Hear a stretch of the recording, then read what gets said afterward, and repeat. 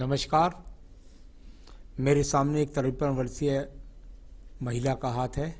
इनके बारे में बात कर लेता हूं। मैं सबसे पहले बात करूंगा मैं इनकी सारी रेखाओं पर्वतों के बारे में, उसके बाद में इनकी रेखाओं के फल पढ़ करके फिर इनका सवालों के जवाब दूंगा। यहाँ पर जब मैं बात करता हूँ कनिष्ठा उंगली की लंबाई सूर्य के उंगली के प्रथम पर्व तक नहीं पहुँची, यानी इतनी गहराई और ऊपर से लंबाई का यहाँ तक ना पहुँचना।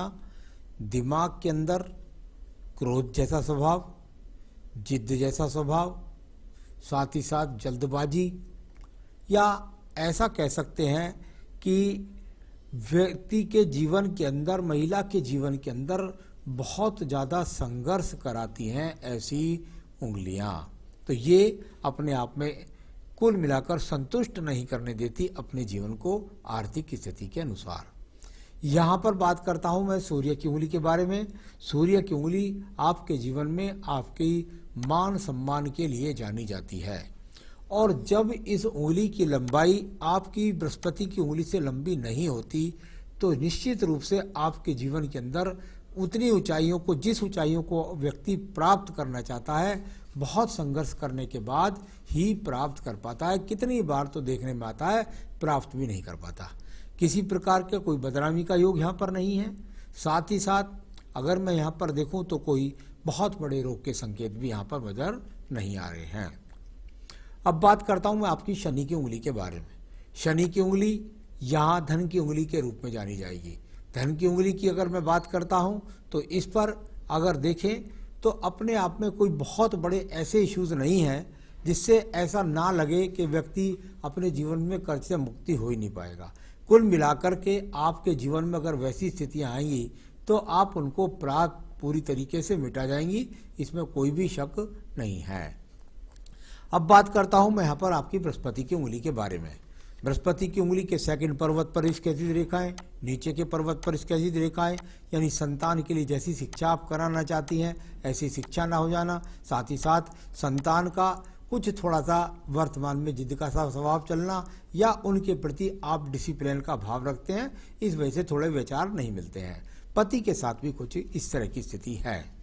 अब बात करते हैं हम आपके सीधा राइट हैंड पे, क्योंकि 53 वर्ष की आयु में अगर कोई महिला काम करने वाली होती है तो मैं, क्योंकि लेफ्ट भी मेरे सामने है दूसरे प्रोजेक्टर पर, और मैं दोनों पर निगाह करते हुए आपके फलों को यहाँ पर बताने वाला हूँ। मैं बात करूँगा सबसे पहले बुध पर्व के बारे में।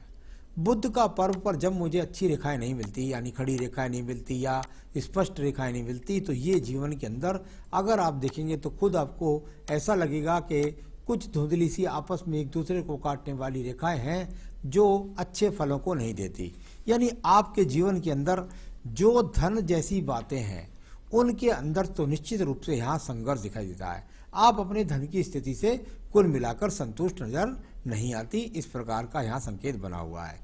सूर्य के पर्व को यदि आप देखेंगे तो सूर्य के पर्व पर नीचे की तरफ से ट्रायंगल्स भी बनते हैं, दो सहायक रेखाएं भी लगती हैं, और बीच में कटने वाली रेखाएं भी लगती हैं, और उसके बाद ऊपर तक फैल करके रेखाएं चलने वाली रेखाएं भी बनती हैं।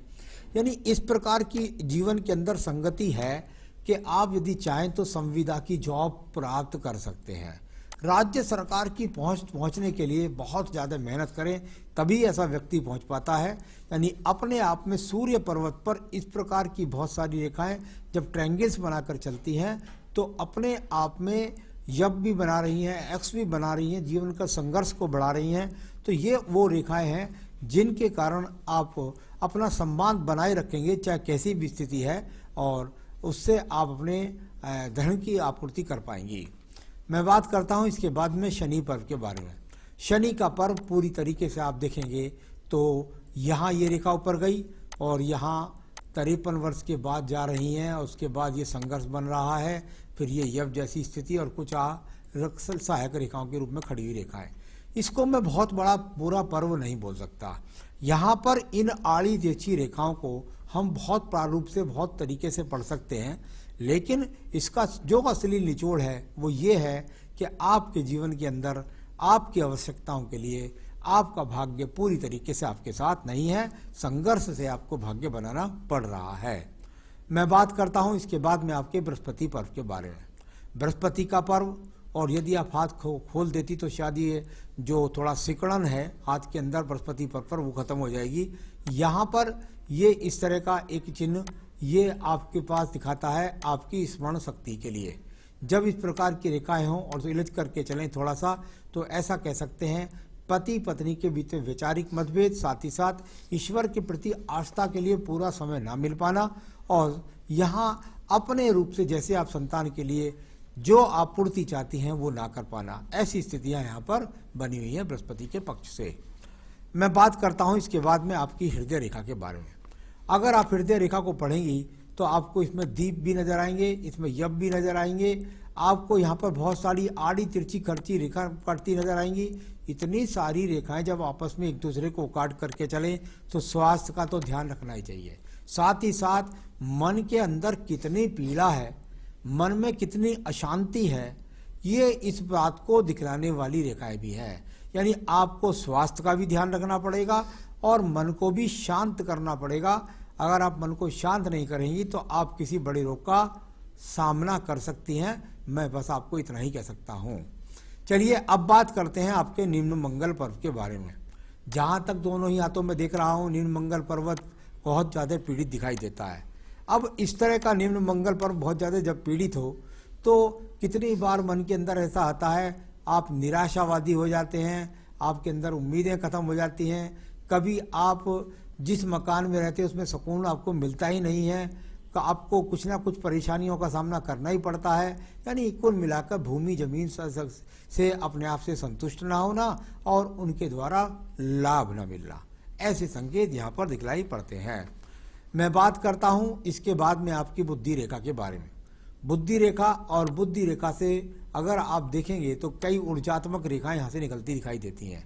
ये वो ऊर्जात्मक रेखाएं हैं जो आपको भाग दौड़ करवाती हैं, आपके इरादों के अंदर आपको मजबूती प्रदान करती हैं। फिर भी इन रेखाओं को बहुत जगह पे एक तरह से मैं इसको प्रताड़ित रेखाएं समझता हूँ, यानी कि कुल मिलाकर डिस्टर्बेंस ऑफ माइंड की बहुत ज़्यादा रेखाएं ये मजबूत स्थिति को नहीं दर्शाती, यानी स्थिरता दिमाग के अंदर नहीं देती। इनको ठीक करने के उपाय मैं लास्ट में आपको बताने वाला हूँ।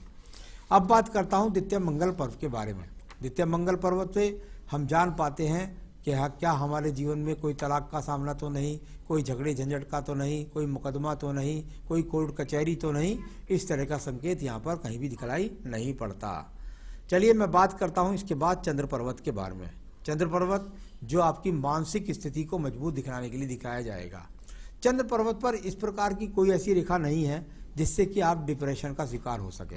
हाँ, थोड़ा सा अगर देखेंगे तो बिल्कुल ये तो प्रयास करने वाली गाय होगी, प्रयास करना चाहती हैं, थोड़ा सा मेहनत करना चाहती हैं, थोड़ा आगे बढ़ना चाहती हैं, तो ये प्रयासरत रेखा के रूप में है। यहाँ से ये आड़ी रेखा थोड़ी सी अगर चलती है तो बस ये है कि भाग दौड़ करनी पड़ रही है, भाग्य रेखा कुछ हो रही है, मेहनत कर रही हूँ लेकिन उसका फल मिल नहीं रहा है, तो इस तरह का इनका संकेत होता है। अगर यहाँ बुद्धि रेखाओं की बात करता हूँ तो जो बुद्ध रेखाएं हैं, बुद्धि रेखा अलग है, बुद्ध रेखा, ये बुद्ध रेखा है, ये वो रेखाएं हैं जो लगातार आपके जीवन में टूटी हुई हैं। जब इस प्रकार से होता है तो स्थान परिवर्तन का सामना, नौकरी परिवर्तन का सामना, व्यापार व्यवसाय का एक रूप से न चलना, ऐसी बहुत सारी बातों के लिए जाना जाता है। बात करते हैं आपके यहाँ पर सीधा सीधा भाग्य रेखा की। जब भाग्य रेखा बिल्कुल चली और चल करके सीधा यहाँ चली और उसके बाद डबलिंग होकर के आपके जीवन में चल रही है लगभग 45 वर्ष से लेकर के आपके 53-55वें वर्ष तक। यहाँ से देखिए डबलिंग रेखा है, यानी कि आप दो माध्यमों से धन कमाती रही किसी न किसी रूप से। तो ये इस तरीके से भाग्य रेखा कर्म रूप में ठीक ठाक है, लेकिन संघर्ष संघर्ष संघर्ष ये आपके पूरे हाथ में निकल करके आया है। बात करते हैं आपके पास शुक्र पर्व रेखा के बारे में, शुक्र पर्वत के बारे में। शुक्र पर्वत संसाधनों का पर्व होता है, बहुत ज़्यादा पीड़ित तो नहीं है। कुल मिलाकर मियाँ बीबी पति पत्नी आपस में मिलकर के संघर्ष से अपने आप को स्थापित कर लेते होंगे, इस प्रकार का यहाँ पर कोई बहुत ज़्यादा खराब स्थिति नहीं दिखाई देती। कुल मिलाकर जो जीवन की आवश्यकताएं वो पूरी हो रही हैं। अब बात करता हूं मैं इसके बाद में आपकी रेखा की, और वो रेखा है आपकी यहाँ पर आयु रेखा। ये देखिए इस तरीके से ये पेरेंटल रेखाएं बोलते हैं इनको हम, ये पेरेंटल रेखाएं होती हैं। जब ये शुक्र पर्वत पर मिल जाती हैं तो आपका एक सवाल है ना कि मुझे क्या पैतृक संपत्ति मिलेगी। तो निश्चित रूप से पैतृक संपत्ति मिलने के लिए इन रेखाओं का लगा होना अनिवार्य होता है। ये निश्चित रूप से आपके जीवन के अंदर बताती हैं कि आपको मिलेंगी और निश्चित रूप से आपको मिलेंगी, क्योंकि शुक्र पर्वत के आयु रेखा पर इनका आपस में मिलना व्यक्ति को ये सब चीज़ें दिलाता है। अब बात करते हैं इसके बाद, तो पैतृक संपत्ति आपको मिल जाएगी। आयु रेखा की देखिएगा, आयु रेखा अंदर शुक्र पर्वत को घेरकर लास्ट तक चली गई, यानी यहाँ कह सकता हूँ 82-83 वर्ष की आयु रेखा भी है। तो ये तो मैंने आपको जो हाथ का प्रारूप है उसको पढ़ने का एक तरीका बताया है। आपने कहा जहाँ आपकी 53 वर्ष का गणित करता हूँ मैं, वहाँ पर आपका सवाल है मेरी ट्यूशन कब चलेगी। बिल्कुल मुझे कहीं से कहीं तक अभी ऐसा नहीं लगता, लगभग 3 साल तक कि आपकी ट्यूशन अच्छी चले। उसके बाद आप चलाएं ना चलाएं वो दूसरी बात है, लेकिन अभी कम से कम 3 साल तक तो आपके जीवन में संघर्ष है। कर्ज कब तक मिटेगा? मैं समझता हूँ 2024 के आरंभ से, यानी कि 57वें वर्ष के आरंभ से, नहीं सॉरी 56वें वर्ष के आरंभ से आपको 2024 के आरंभ से आपके जीवन के अंतर्गत आपको काफ़ी कुछ कर्ज से मुक्ति मिलनी शुरू हो चुकी होगी, या लगभग आधे कर्ज को आप निपटा चुके होंगे। पैतृक संपत्ति मिलेगी। भाई बहनों और बच्चों से कैसा संबंध है? शनि का रोल अच्छा है आपके हाथ के अंदर, बढ़िया सहयोग आपका रहेगा। आप बच्चों के बारे में चिंतित ज़्यादा रहती हैं, ये बात जरूर है। तो थोड़ा अपने व्यवहार पर नियंत्रण रखिए, क्योंकि बुद्धि रेखा काफ़ी प्रताड़ित है। क्रोध में ना रहें, डिप्रेशन में रहें, किसी रोग को पास ना आने दें। धन प्राप्ति कब होगी? आपके जीवन के अंदर निश्चित रूप से धन प्राप्ति आज भी है, लेकिन वो धन प्राप्ति जिसे आप चाहती हैं वो आपके जीवन में 2024 से शुरू हो जाएगी। तो ये आपके सारी हाथ की रेखाओं के बारे में, पर्वतों के बारे में, सबके बारे में और सवालों के बारे में बताया। आपको एक बेहतरीन सा यहाँ सबसे पहले मूंगा पहनना चाहिए। आप चाहे तो मुझसे मंगा सकती, मैं आपके स्थान तक पहुँचा सकता हूँ, ज़्यादा महंगा नहीं होता। तो ये मूंगा पहन लीजिएगा, ये आपको साहस बनाएगा, सही बुद्धि, सही डिसीजन, रोगों से बचाना और सामर्थ्य लड़ने की सब कुछ देगा। साथ ही साथ आपको प्रत्येक मंगलवार और शनिवार को सुंदरकांड का पाठ पढ़ना चाहिए अपनी समस्याओं पर विजय प्राप्त करने के लिए, और प्रतिदिन पूजा में अन्य पूजाओं के साथ बजरंग बाण अवश्य पढ़ें।